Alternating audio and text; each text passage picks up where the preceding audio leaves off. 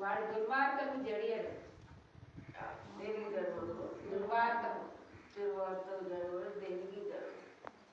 దేవుని వాక్యం మరి వారి మనస్సు స్థిరముగా ఉండడానికి 8వ వచనం చూశాను. వాడి మనసు స్థిరముగా ఉండును. కనుక ఎట్లాంటిది, నేను ఒక ఇద్దరిని ఎవరిని ఒక మనిషి పేరొద్దు రాశాను. ఒక ఊరు వెళ్ళాం. వెళ్తే ఎవరో చనిపోయారు, చుట్టాలు చనిపోయారు, సొంత మట్టి. ఆ పాఠం వెళ్ళి వీటిలో పడదు. కనుక ఆమెకి ఏది ఇంట్లో కొంచెం వచ్చినా కింద పడిపోయి ఆడవుతాం. మన సంఘంలో పడ్డాయి. కనుక దేనికి జరగరు వాళ్ళు? దుర్వార్త కానీ ఇలాంటివి ఏమి తెలిసినా కానీ దేనికి భయపడరు.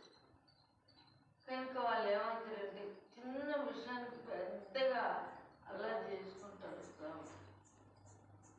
ఏదన్నా రోగం వచ్చినా, ఏదైనా బాధ వచ్చినా, ఏదైనా కష్టం వచ్చినా, కనుక ఏమొచ్చినా దేవుడు ఉన్నాడు, మనకి ఏమి కాదనే మనస్తత్వంతో దేవుని ఆత్మతో మన వాక్యమే ధైర్యం